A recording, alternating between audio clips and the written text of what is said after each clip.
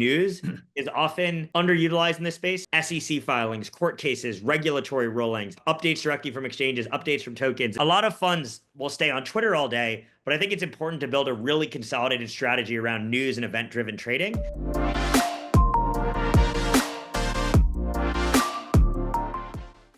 Welcome back to Total Value Unlocked, the podcast where we explore technologies and ideas shaping the future of digital assets and frontier tech industry.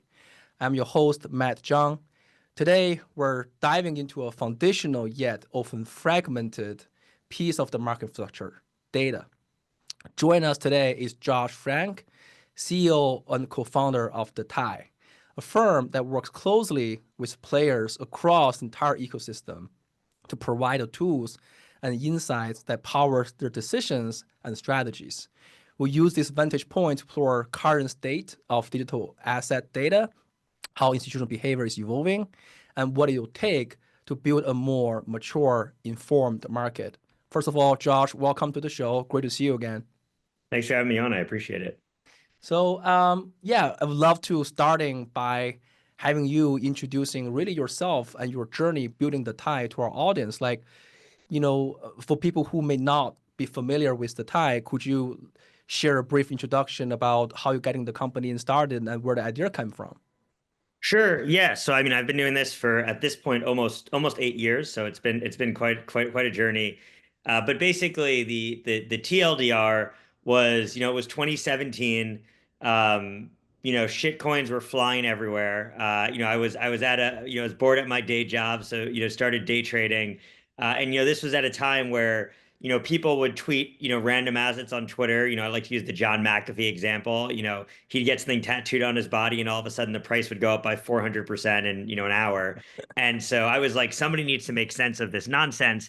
And so, basically quit my job, and started basically, setting off to build it was originally a sentiment data platform to make sense of the market. So actually started, was just me originally, had no money, brought on a developer and a 22-year-old developer in Pakistan. That's all I was able to afford at the time.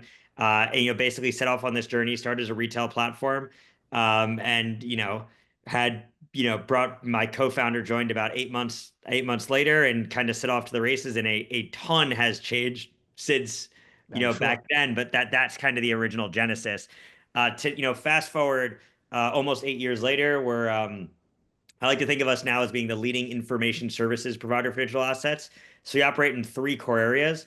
Our core is institutional. So our core clients are hedge funds, asset managers, banks, OTC desks, market makers, prime brokers. And the core problem that we solve for them is that information is siloed across thousands of disparate sources. So you walk into a hedge fund's office, you ask them how they're staying on top of crypto, and they'll show you their browser, and they have about 800 tabs open. And so our goal is consolidating all that information into a single tab. So a lot more than sentiment, obviously now, market data, derivatives data, blockchain data, news, private company data, fundraising data, research, all in a single interface. In today's service, hundreds and hundreds and hundreds of the largest institutions operating in crypto, both traditional institutions, so the large traditional hedge funds and asset managers and others, as well as your crypto native firms. That's kind of our core. We also have APIs that we sell into quantitative hedge funds. So think like your Chicago prop trading firms of the world, all alternative data. So sentiment APIs, token unlock APIs, developer APIs.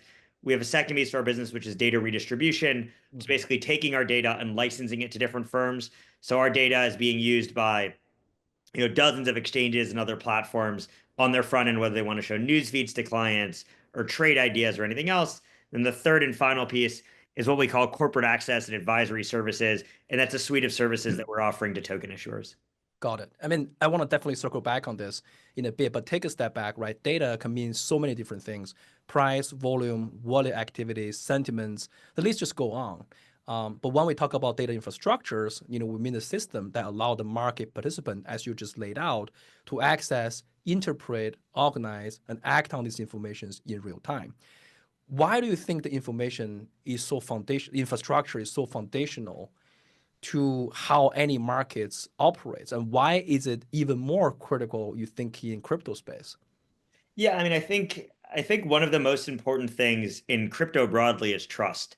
And at the end of the day, with data, you have to trust what you're looking at. And I think one of the big challenges that have happened, has happened to this point is that people do not trust data and crypto. And at the end of the day, you need to start with the foundation, right? How you're pulling in data, how you're storing data, where the data is coming from, what's the source of the data, how you're maintaining uptime of that data.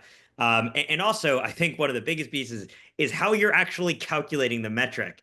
And I think one of the things that's been a struggle in crypto is getting consistency to the point of six different websites can have the same metric name, but how they're calculating that metric is totally different, or how that metric is being interpreted is totally different. Are you saying that in crypto space, the data is just a little bit more noisier than in other space, or else equal? Well, I think it noisy is part of it, but I think it's the fact that we don't have broadly agreed upon fundamentals, right? If we Right. don't even agree what is fundamental or what something is, it's very difficult to have good data. And so let me give you a practical example of that. One of my least favorite metrics is active addresses. So everyone in crypto goes and they start talking about how many active addresses a protocol has. So if I told you that Uniswap had 50,000 active addresses, what you'd probably think that means is that 50,000 people use Uniswap. That's not what it means. An active address is somebody that just transacted with the token. So 50,000 active addresses on Uniswap could mean 50,000 people that sent Uniswap token to an exchange that has nothing to do with actually interacting with the Uniswap smart Right. contracts. And so the problem is people don't actually know what any of these metrics mean. And so people think that data is replaceable and they can just go somewhere else and they can get data. But at the end of the day, you need to make sure that you know what you're actually looking at, which is a huge problem in this space, in how these metrics are calculated, what anything actually means. That's very interesting. Your point is the tide is not only trying to go through the noise and give you the better data, but also trying to be a tastemaker to tell you what data really is relevant for the space. Well, I think it's partially that. And I think we also listen to our clients in that regard as well, right? I mean, we can't come up with every metric. We can't, think about everything ourselves. And so we obviously, I mean, given that we have hundreds of clients, we have a great hive mind, to use your name there, but of amazing ideas that we can Sure. then go use and take from it. But yeah, I mean, I think one of the biggest things that we've learned as a data company is that people think they want access to really raw things and they want to customize things, but at the end of the day, people are incredibly busy. I mean, I imagine you even taking time to do this, right? This takes time out of your day, right? And so, our job is to curate things and to also make sure that we're being incredibly transparent. So, one of the big initiatives that we've had is data transparency, where our data is coming from. How, like, if we're pulling on-chain data, are we pulling that on-chain data directly? Are we running the nodes ourselves?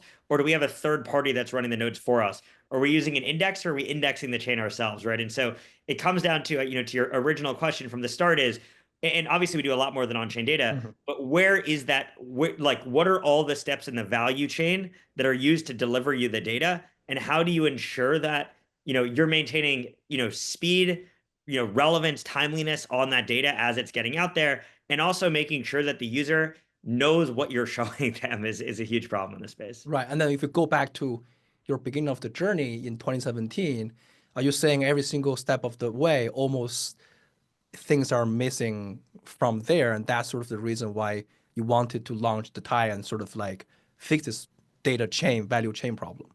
Yeah, I mean, I think it started with just there's no way to analyze. I mean, you have to remember in 2017, when we started looking at data, I mean, so many of these companies didn't Right. exist. Like I mean, any data tool that you guys are using today didn't exist, right? I mean, there was Coin Market Cap, Coin Metrics existed. They had some very basic metrics on Bitcoin Cash and Litecoin and Ethereum Classic and whatever assets, were out there, but it was very, very basic, right? And so, a lot of this industry has kind of been invented over the last 8 years. And, we talk about what data somebody would want to look at. That's still evolving, right? I mean, Yeah. every day, every week, every month, we're actively making changes because again, no one is yet agreed upon. I mean, no one knows how to value a token, right? And so if you don't know how to value a token, how do you know what metrics to look at, right? And so that's an evolving process, right? Somebody might say revenue, somebody might say users, somebody might say, whatever the TVL or whatever the metric might be, right? And so, I think it's our job as a company to make sure that we make all of the data available so that no matter what somebody wants to look at, they have the opportunity to look at that. But also, we do a little bit of hand holding and curation to try to get them, more of the story in front of them. For sure. And building something like the Thai is an incredible large undertaking. When you first began, like which part of the product, what product did you prioritize and build first, and why? And the second part of my question, I guess, is as that mindset shifted, now you've been onboarded more than 150 clients, including hedge fund, liquidity providers, and trading venues. Yeah, yeah. I mean, we're actually at about 500 clients now, so Oh, wow. we need to Okay. update we need to update the website. But yeah, I mean I mean we started as I mentioned earlier as sentiment data, right? And Sure. so the original idea was, especially back then. I mean, there are some quote unquote fundamentals now, and we could discuss what they are or aren't. But in 2017, I mean, there was no applications, there were no users, like nothing was really. I mean, you had like Dentacoin hit $1 billion market cap in 2017. I mean, you just remember like the ICO craze, right? I mean, there were so many projects. Siren Labs, raised $80 million to build a smartphone that I don't maybe they sold eight of, right? Mhm. Like, and so 2017, in 2018, the market was so sentiment driven. There really was not any, I joke now that there's no fundamentals, but, things are obviously, there's discussions around it. Back then, there was clearly no fundamentals in the space. And so the reason we started as a sentiment data company was really because that's what was driving the market. And by the way, the market still is incredibly sentiment driven, right? I mean, 100%. like Like crypto we've is seen last narrative. 6 months.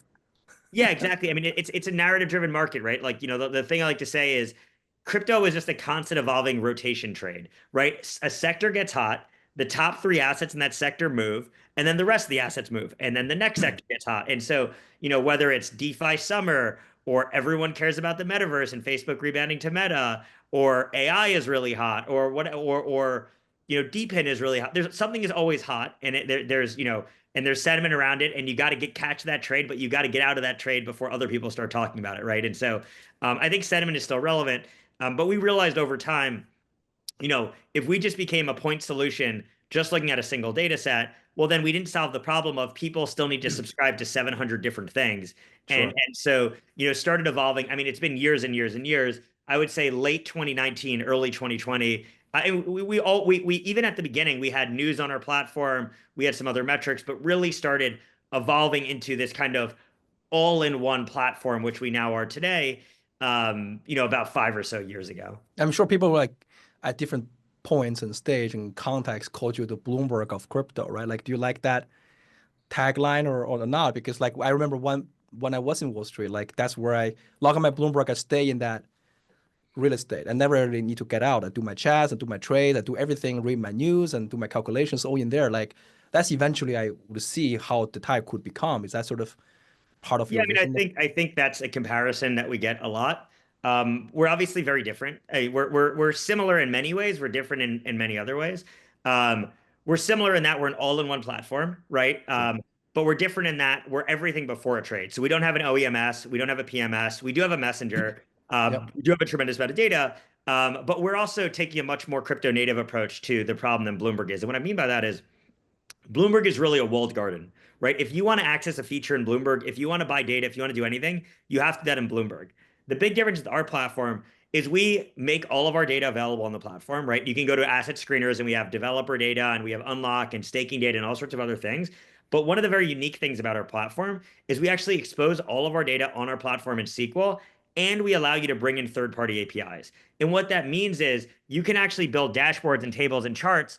Like, let's say you're a customer of, Kaiko or Amber Data or Coinmetrics or Mazari or Nansen or any of these other data providers in the space, you can bring your data into our platform and build. And I think that's more of a crypto native approach of being Mhm. more kind of open source is not the right word. We're not open source, but it's more of like an open platform that you can build on top of that you can bring your own data to. And that kind of goes back to a point that we brought up earlier, right? Is that this market is evolving so fast. And so thinking that one company can build and do everything is it's just not possible, right? And we have way more than anybody else in the space, and we're years ahead of anybody else. But also, we can't do everything, and new things pop up, and new chains pop up, right? Like every your grandma probably has launched 3L1s at this point, right? And so, we're building more of like open infrastructure that people can build on top of. But I think the point of a single platform. I mean, our average customer spends hours and hours and hours a day on the platform, and it's their primary place that they're working in crypto. I think that holds, but I think we also do a lot of very different things as well. I want to press on a little bit what you just said, you know. 3 5 minutes ago about this sentiment narrative driven market dynamic, right? Which is very specific for crypto. I think that could be just part of an emerging asset class and or something, just crypto specific. But how do you approach separating signals from noise? Because something like narrative in the short run can be a signal for you to say, hey, that's where the tension switched. So, change lanes and buying different tokens before it's too late. But in the medium run, that's just become noise because the constant shifting in narratives constantly happens. Doesn't really, I guess, sort of attributing to building a long-term value. So when you're building the tie, how do you helping clients, your clients, cut through some of that noise to find like real actionable insight themselves? Yeah, I mean, I think there's a couple things to unpack there. I think the first is, yes, crypto is very sentiment driven, but don't forget about AMC and GameStop and other equities, right? I mean, there's certainly a lot of sentiment driven activity among retail investors in, Mhm. you know, smaller mid cap equities that still exist today.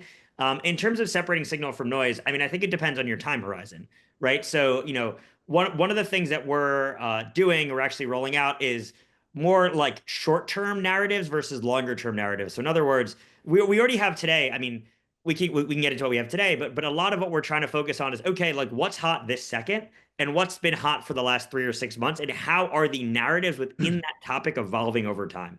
So in other words, okay, let's say Ethereum is a topic that people are talking about. What are the specific words that they're using when they're talking about Ethereum? What are the specific trends within Ethereum? And so allowing our clients to kind of peel back the onion beyond just a score. I mean, historically, we've had kind of a score, but really allowing you to peel back the onion and what is actually being said? What are people actually talking about? And so I think, more of the scores of like, hey, how many tweets there are over the last 5 minutes? What is the sentiment of those tweets? That data is being used by our systematic clients, and that data is primarily being consumed via API and being used as Sure. either one factor or the primary factor in a trading strategy. But for more of your like VCs, your liquid venture style hedge funds or your longer term traders, we're focusing more on like narrative trends versus like, hey, how many people tweeted about Solana today? Sure. So that's a very good segue for my next question is what are some of the most meaningful metrics right now that you think the investor should pay closer attention to but has not? Is there anything jump out right away you can think of? Well, so I think a lot of times, Or over indexed on the other side too. what'd you say? I'm sorry. Or over indexed on the other side, like too high, but they shouldn't be. Um, yeah, I mean, I think there's a lot of metrics that are too high, so I think that's kind of hard. I think it depends on your time horizon and it depends what you're doing, right? I mean, one of the things that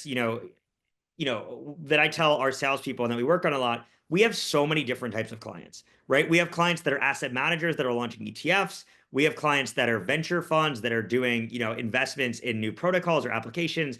We have clients that are, ultra high frequency trading firms. There's such a difference. And so in terms of what metrics matter, I think what metrics matter to you over what time frame, right? And so as it relates to things that matter right now immediately, I do think sentiment really matters. I think news is often underutilized in this space. So we one of our big offerings is news. And when I say news, I don't just mean, news from traditional publications. We scrape 7,000 sources in real time. So SEC filings, court cases, regulatory rulings, updates directly from exchanges, updates from tokens. And so I think a lot of funds will stay on Twitter all day, but I think it's important to build a really consolidated strategy around news and event-driven trading. There's some event-driven trading in the space, but I think event-driven trading is still underutilized today.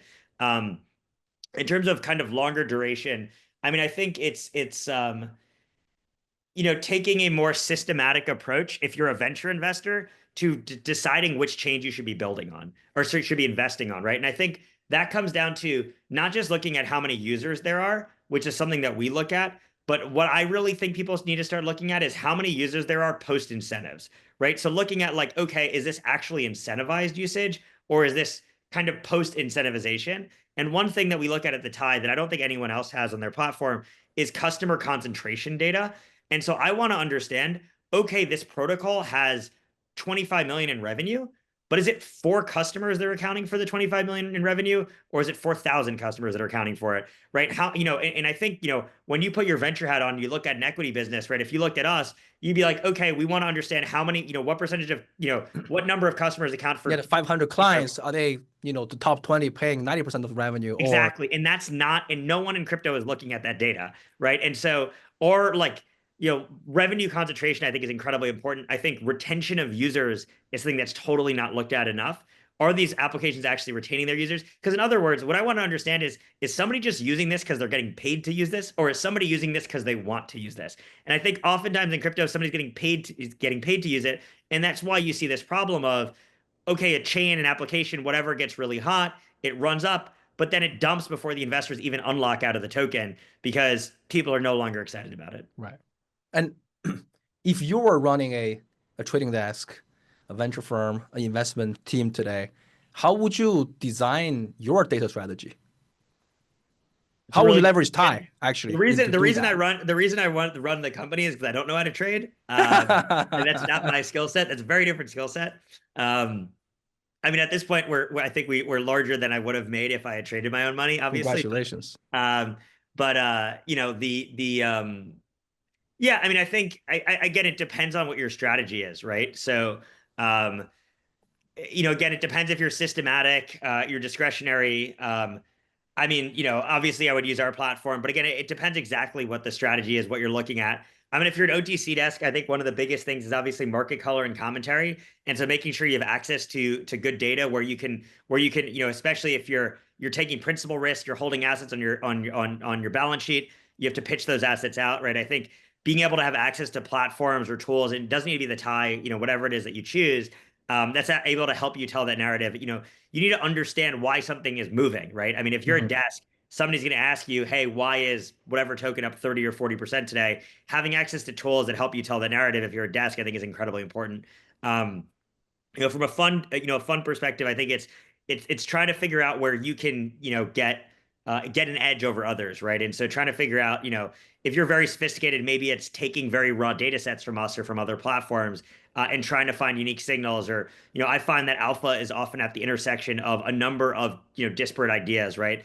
Combining, not just taking one data set. Like if you're just going to take sentiment and you're going to trade off of it, is there a chance you make money? Yes, there is, but oftentimes alpha is in the intersection of combining sentiment data with on-chain data, with trend following data and market data. And so I think it's having more of like a robust kind of mindset and picture of, how to combine these data sets and build strategies.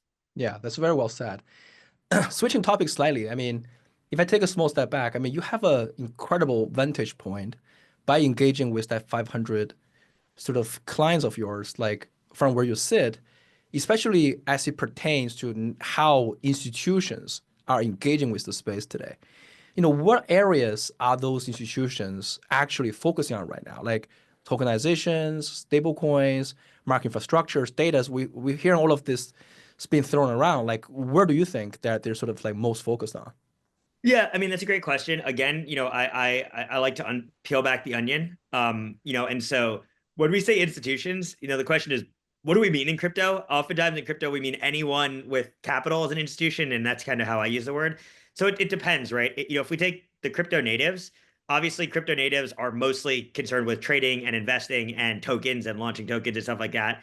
Um, I will say crypto natives are actually increasingly interacting on chain again, which is nice to see. So a lot of that Okay. kind of stopped and I think is started and picked up again. On more of the TradFi side, from a hedge fund perspective, I mean, I think there's a lot of interest in trading the ETFs. There's a lot of interest in trading the CME products, doing the basis trade, things like that. I think there's going to be a lot of interest once more of these ETFs, both the single asset ETFs launch as well as the multi-asset ETFs. I think that's going to bring a lot of new net. I'm not saying buyers because they're not always going long directionally, but a lot of new net participants into the space. I mean, one of the biggest challenges with the large traditional funds is just liquidity, right? Like, is it even worth it to get into the space? I mean, think about it, think about like a $50 billion fund, right? A $50 billion fund, let's say on 2 and 20 is making $1 billion a year in management fees. not all of their LPs might be super excited about crypto. They might have some LPs that have $2 billion with them, right? If they're trading, ETFs or CME, that's fine. But if they go, hey, we're gonna raise a $200 million fund or $100 million fund to trade crypto, you start doing the math. You're like, okay, if that $100 million fund doubles, great, they made $20 million in performance fees. Who cares? But if they shit the bed, all of a sudden all the LPs are really mad and they can pull out. And so what we're seeing on the traditional fund side is if they're trading LP capital, it generally isn't in spot crypto for the larger funds, right? Okay. Like by larger, I mean like $5-10 billion plus funds. There's some smaller, $1-2 billion shops that are. They're trading out of the GP. They're trading the partner capital and stuff like that. On more of the asset manager side, um, and bank side, tokenization is obviously a big thing. Stable coins is becoming massive. I mean, you see that. I mean, it's all over the market. It's the big narrative. And I think a lot of them are also interested in trading crypto, right? I mean, some of the asset managers have launched hedge funds. They've launched venture vehicles. And I think there's a lot of interest in launching more sophisticated ETFs. I mean, I think that's going to bring in a tremendous amount of new buyers. I would not, obviously, the ETF was a flop, but I would not discount the impact of launching other single asset ETFs, but also multi asset ETFs, especially because right now it's very difficult to short the crypto market. And a multi asset ETF would allow you to do that. When I say short the crypto market, that doesn't mean you want to necessarily bet negative on the crypto market, but imagine They're hedging it. You you're can really be hedging bullish it. on a single asset. Sure. You want to long the single asset and short the market. You can't really do that right now. And Yeah, it's a hedging instrument. exactly 100%. Yeah. So, which is interesting because, Josh, I guess to follow that thoughts, we often now hearing people say, "Oh, institutions are coming, institutions are coming." A lot of this probably without actual data backing their arguments, like where you actually have the firsthand, very exhaustive data. So, what behavioral data or market signals are you seeing that really suggesting institutions are coming? And are they coming? I mean, from what I you're don't know. seeing? Institutions are coming is such a funny thing. I mean, I'm gonna give you more of a qualitative answer versus a Okay. quantitative answer here. It seems like a lot of um the allocators, and you'll see this from, I mean, Mhm. I don't know if you guys have been out fundraising anytime soon, but a lot of the allocators that put capital to work in crypto got burned in 2020, 2021. I mean, think like, you know, some of the Ontario and Quebec pension plans were in Celsius and FTX, right? Like people were in shit that didn't do well. People were in funds that blew up. And, that left a really sour taste in people's mouth. You had some sovereigns where people got fired, right? Or Yeah. people got their pay docked. And take That's starting years. to, It take years to it reshuffle that takes memory. years. And I think that trust has been rebuilt. And I think these guys are ready to deploy checks again, or they're starting to be ready to deploy checks again, which means let's please an industry not mess this up this time. Like, please, if you're going to take a check from a sovereign or an allocator, please be a good, Good citizen for the fiduciary. community. Yeah, for the sake of all of us, please. So I think from an allocator perspective, I actually think that interest is picking back up again. Obviously, one of the biggest challenges is DPI, right? But investors have not returned funds back to their LPs, but that's not a problem in crypto. I mean, Yeah, there's a problem for traditional private funds investing in general. yeah, I mean, DPI is just is a struggle. Um, but look, hopefully this space is relatively illiquid and it doesn't take that much money to really move crypto, right? And so if we can get liquid funds raising some capital, please please allocators put money in liquid funds. We all need this. We can get liquid funds, we can get that bid up, we can have some good TGEs, hopefully there'll be some DPI. And the great thing is on the equity side, DPI seems to be coming, which is amazing. You had the Yeah. Deribit acquisition. I mean, it's seeming like every day there's a new Yeah, acquisition there's that's some crypto happening. wealth being created from M&A for sure. Yeah, and I mean, look, and you have this, this rumor of Circle potentially selling to Coinbase or Ripple, who has, a shit ton of XRP that they can, use to finance these acquisitions. Um, but like $100 billion worth, which is insane. And so, I think, between acquisitions like that, and also obviously you had, Galaxy uplisted to the Nasdaq. I haven't checked in the last few days. They were up 16% on their launch day. You have Kraken is going to go public within the next year. Bullish is rumored to be going public at some point, right? So all of these companies going public, being able to then go out and raise debt from public markets to go finance acquisitions. I think that is going to bring back some DPI on the equity side. and hopefully that can then start the process of Yeah. And you well, also need the DPI to stay in the crypto space. yes. Yeah. We So need to get LPs capital. We need to yeah, return exactly, capital, exactly. and not in kind, in actual real Not in kind. That's dollars. so true. So any surprising insights or patterns you found from the data side, noticed otherwise that like really surprised you, that would be a shock or some a good reminder for audience. um, I mean, I really wish I had an amazing answer to this question. I don't know if I do. It's The good. one, If good, there's no the surprises. Yeah, I mean, no, the one thing I'll say is I'm always surprised by how small crypto is. It's Yeah. you look at metrics and you start peeling back the onion, like, don't just look at the amount of wallets, look at the amount of wallets that have transacted more than a penny or more than a dollar, right? Like looking at like the amount of wallets that actually have money in them, right? You start to like peel back the onion of how many real users are there, how many people are talking about things. Obviously, there's a lot of people, but on an average day for perspective, there's somewhere around 100 to 150,000 tweets about crypto a day. So we live in this world, from like real non-bot accounts, stuff like that. We live in this world where we're surrounded by everything crypto, and everyone we know talks about crypto and things like that. But you start to peel back the onion, and it's hundreds of thousands of conversations a day, not millions, right? And so we're still small on a relative basis. But I think obviously all of these things from ETFs being live, platforms making crypto more accessible. I think Morgan Stanley, JP Morgan, and others have made recent announcements about that. All these things are great in terms of they get these assets out there. I think the biggest thing in that though is we need RIAs to start putting more crypto in retirement accounts. For sure. Let's take Bitcoin. I want Let's to start with Bitcoin, right? So I want to talk about something equally exciting you built, which is your event. Um, you build a strong corporate access around the tie, and I think events relationships is oftentimes overlooked in the context of data. So just came back from Innovate, events you put together alongside Consensus. First of all, how did that go? Any insights pulled from the events? But loves also having you, Josh, talk about why launching an event strategy. How does that interacting with your data business? yeah, I mean, it was a great event. I was running around, so didn't get to consume that much content, but we will be getting a lot of the content up on YouTube, hopefully this week or next Great. week. And so I look forward to watching a lot of that Yeah. content. So reminder Uh, for audience to yeah, like no, wait for that. it's all released on our YouTube channel. Definitely go watch it. Um, so we're very, very excited to get that live. But it was a good event. I mean, I think it was um yeah, it was great. Lots of great insights. In terms of why events, at the end of the day, why do people subscribe to the tie? Why do people trust us? It's because they want information. And to me, a connection and network is another form of information, right? When you talk to somebody, I mean, you can get market color, you can learn something from them. They heard something about this protocol, or this is what they're excited about, or whatever else. And so for us, it was really creating that space to form these one-on-one personal relationships. And so the original impetus behind this is we knew all the institutions, we also knew all the tokens, and we found there wasn't really a good forum for the two of them to connect. And in traditional capital markets, you have sell side research conferences where the full focus of those conferences is to connect issuers and institutions.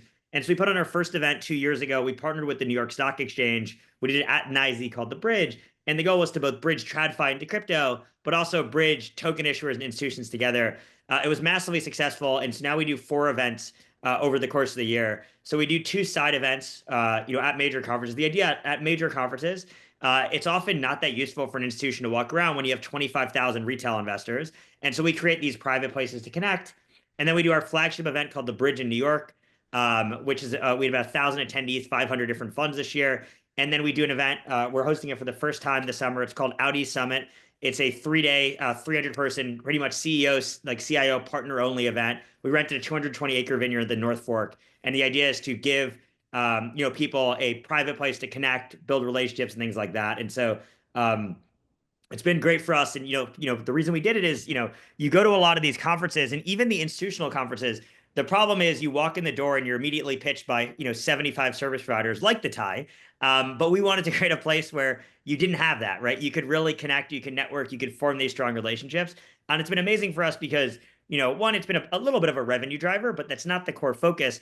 It's been amazing for building our brand, but also delivering a tremendous amount of value to our clients as well, by really helping them form these relationships and connections. So I was about to ask that question, which you just, I guess, answered, which is what you're trying to achieve by having these four events that different from some of the flagship events out there that have like 10,000 people attending. I guess your answer there is trying to make them more relevant and more intimate and sort of like people can be more productive taking out of that than you just going to a 3-day events and say hello to all the people you know anyway, right? I guess Yeah, that's I sort of. mean, three of our events are 1 day only. Our flagship event, The Bridge, it's 1 day. It's in Brookfield Place in New York City. It's next to Goldman. It's in the same building as Yep. Galaxy. It's in the same building as DRW. It's across the street from Hudson River Trading. Like the goal is make it as easy as possible for people to go and to get the right people in the room. If you want to get very senior folks at funds and at institutions in a room, make it easy for them. Don't make them go fly to some random state or random country and spend 3 days running around and running into random people. And then with Out East, which is a 3-day event, the goal there was, look, the 1 day events are amazing, but they don't allow for real relationship building and really spending time with other executives. And so we did this 3-day event in the North Fork. It's a gigantic vineyard. There's nowhere else to go. Like you can't leave the premises to go get a coffee shop. So we're bringing everything that's needed for an event there. Like we're bringing coffee food trucks, lobster food trucks. All the attendees are going to make their own bottle of wine. We're doing wine tasting, all of these things that are meant to bring people together.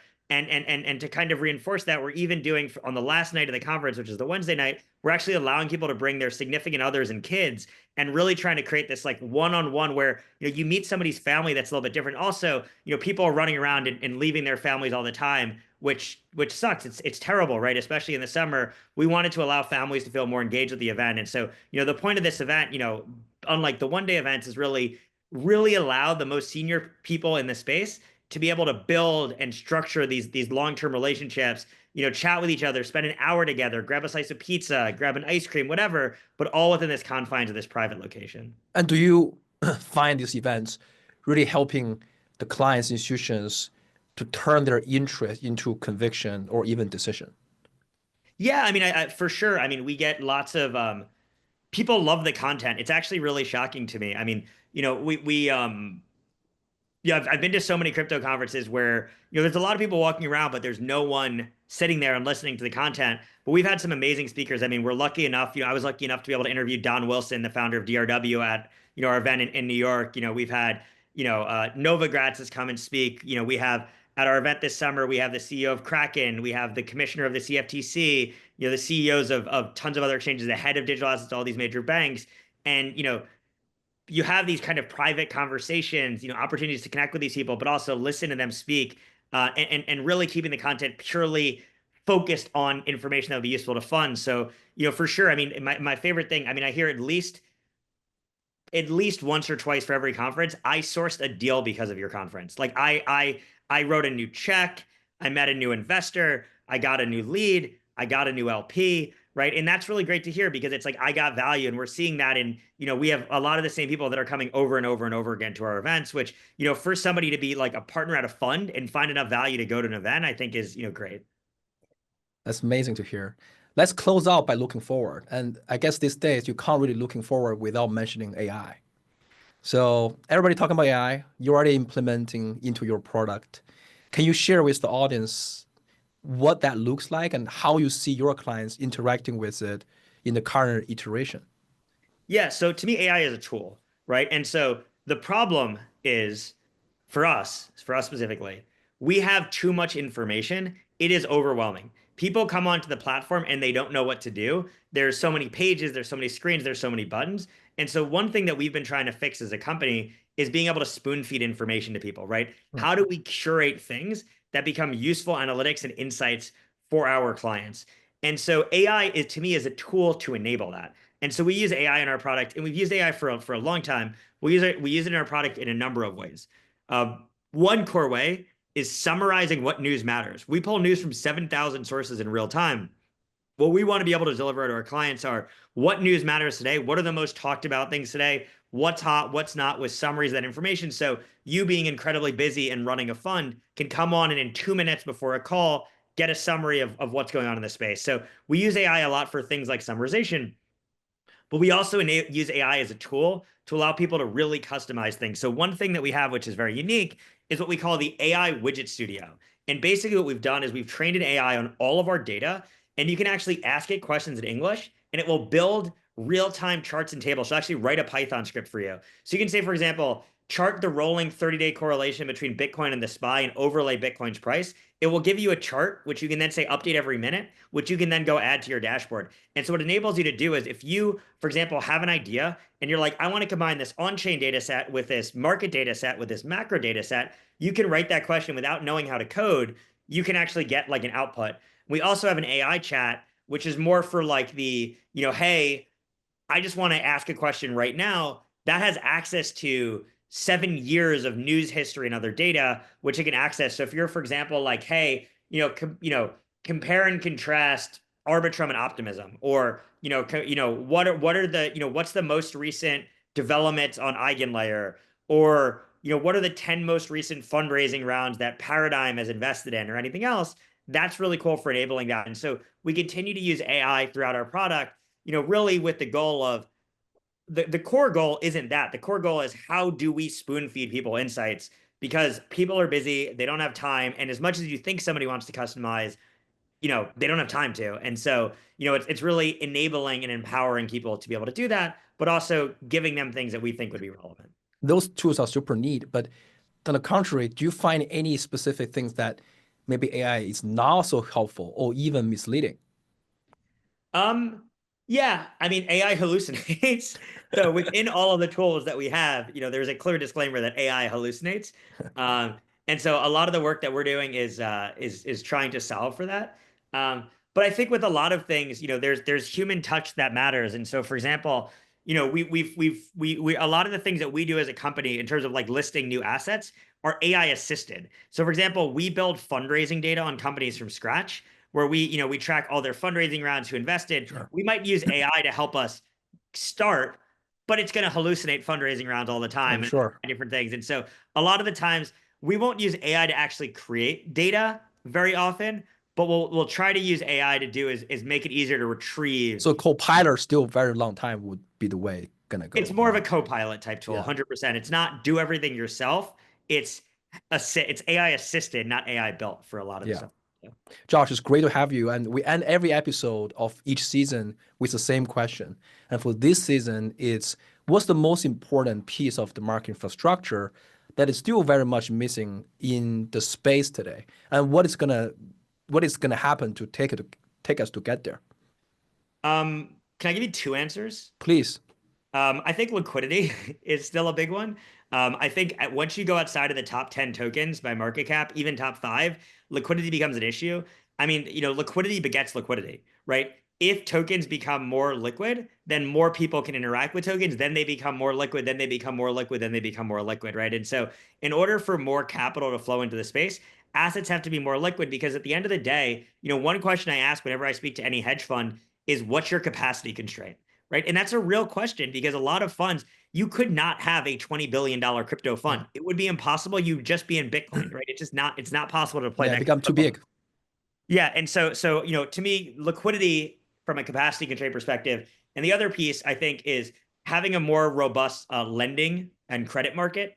We had a really robust credit market before with BlockFi, with Celsius, with a lot of these other lenders that were out there. Obviously with Celsius committing fraud and BlockFi blowing up, that really set us back a few years.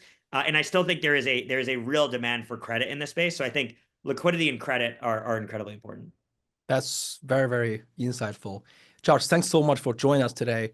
Tell us where our listeners can find you and follow more of what you're building. Yeah, you can find us at thetie.io, on Twitter at thetie.io. You can follow me on Twitter. I'm mostly just tweeting about the Knicks these days. That's a But great game. It's occasionally tomorrow. We'll see. it's tomorrow. I know. I've been waiting for this day. I've been waiting for this day. So but yeah, I tweet some things out, but definitely follow the tie. Most of the stuff comes out of our account. We'd love to see you at some of our events. And if you want to reach out, you want to talk to anybody on our team, we're happy to have a chat. Amazing. Thank you so much, Josh. Great to have you today. Have me on, Matt. All right.